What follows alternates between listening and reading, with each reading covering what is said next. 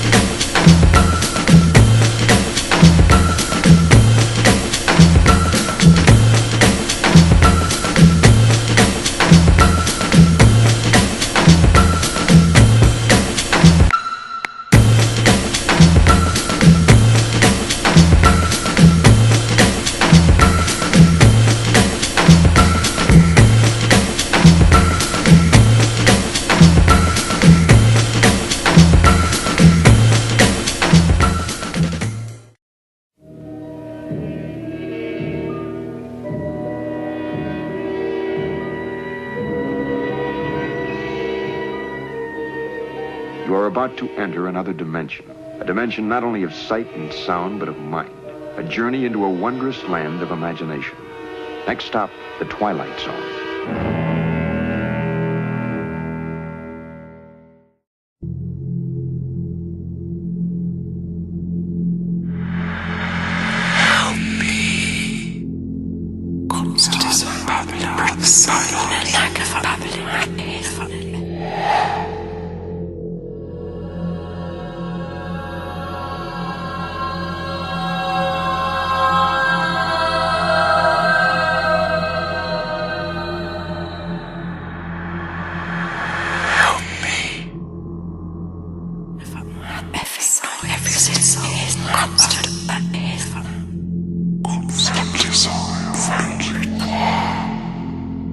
I'm watching you.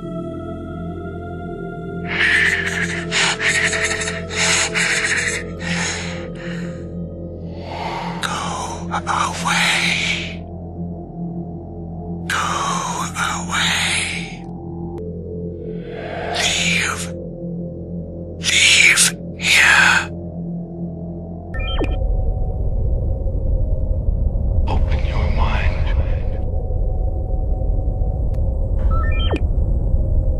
That which we are most afraid of is what thrills us the most.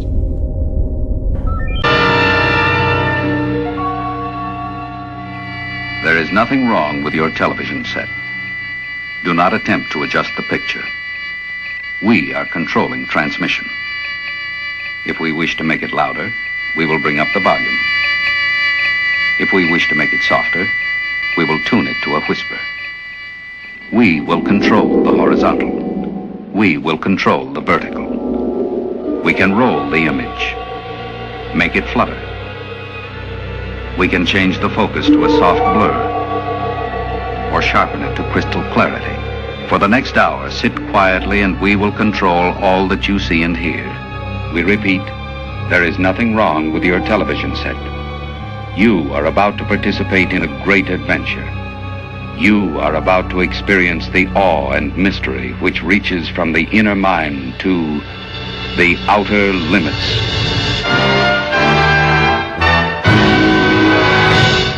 A team of Swedish sea treasure hunters have discovered an oddity at the bottom of the ocean that could possibly have interstellar origins.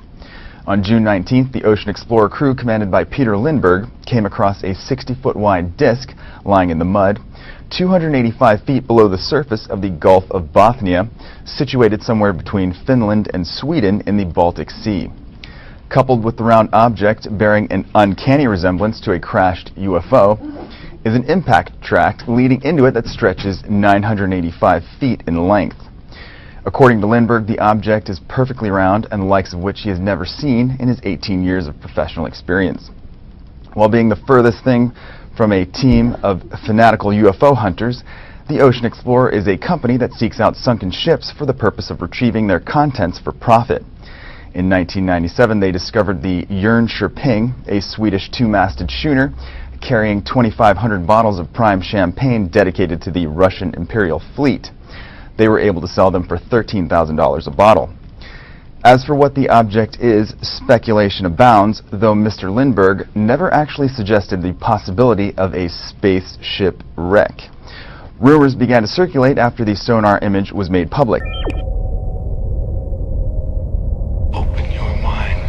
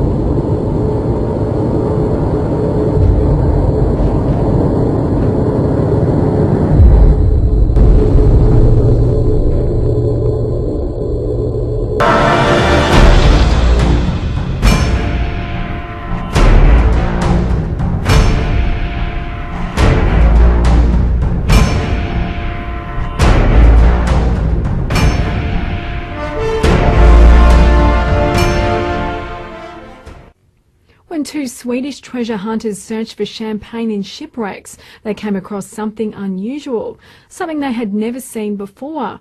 Our correspondent in Stockholm has more. When two Swedish treasure hunters went out in June this year searching for ancient bottles of champagne in shipwrecks in the Baltic Sea, they found more than they bargained for. Dennis Åsberg and Peter Lindberg didn't find any champagne, they found something else. I magnified it, looked at it and realized that it's very unusual. In my years as a treasure hunter, I have many hours in front of the sonar. I have never seen anything like it.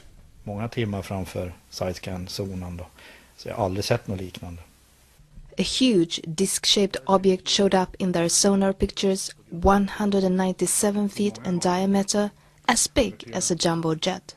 On the sonar it looked like a point of impact, as though something had hit the ocean floor, continuing 4,000 feet, creating a track before it came to a halt.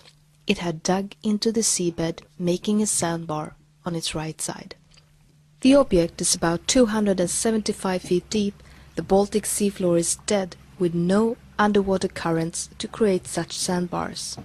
Recently, another object was found about 400 feet from the mysterious disk. According to Peter, this object comes from the same direction as the disk and could be a part of it. Sonar shows the objects are made of hard material. It could be something like hard concrete, hard granite, or of some kind of metals. The two explorers have been in contact with experts around the world and no one can say what it is. But many speculate on things like a Russian ship from the World Wars, a meteorite, or a UFO. We live in a universe that is gigantically big. It's not impossible that it is so. Well, then we have found it. That's cool, but as I said, I believe more that it would be something that is dumped, perhaps a submarine base that the Russians had, or something like that. That which we are most afraid of is what thrills us the most. After World War II, the Soviet Navy had one of the largest active fleets in the Northern Pacific. Over the years, sailors and officers aboard these vessels have been responsible for some of the best UFO reports in the Dragon's Triangle. In 1977, the Reconnaissance Division of the Soviet Navy organized a scientific research project to examine the issue of UFOs in the water. I was in charge of this group. At the end of 1977, we gave our large naval vessels instructions on how to observe UFOs. August 18, 1980.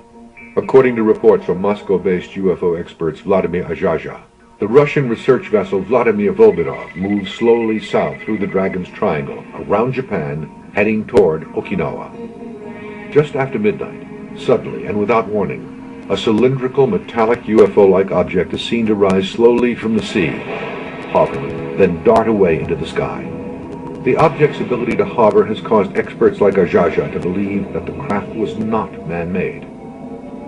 To this day, the event remains a mystery. 8 months after this Russian event, another significant incident occurs in almost the exact same location. One of the more recent cases, and a fascinating case, is the Takikyoto Maru from 1981. They spotted a UFO, actually a USO, coming out of the water. April 17, 1981. It is a clear day and the seas are calm. The 165-foot Japanese freighter Takikyoto Maru is sailing 200 miles off Kanazawa with over 30 crew members. Suddenly, the crew is rocked as shockwaves roll through their ship. The seamen immediately assume they've been hit. April 17th of 1981, a Japanese ship sailing off the coast of Japan in an area that is noted as the Dragon's Triangle encountered a UFO that came out of the sea violently and caused huge waves to buffet the ship. Captain Usuda is at the helm when a bright, saucer-shaped object rises out of the water. The USO is over 50 feet in diameter and hovers silently over the ship. The ship's instruments, the compass, the various dials, the engines, all began to blur as the USO circled around the ship. The captain estimated that the USO circled the ship for about 15 minutes, then plunged back into the water. The waves were so violent, Usuda reports, the ship nearly capsized. Even more fierce turbulence occurs when the USO returns to the water. Here's the intriguing thing. When the instruments came back on, the captain compared the time on the radio to the time on the watches and found out the ship had lost 15 minutes in time.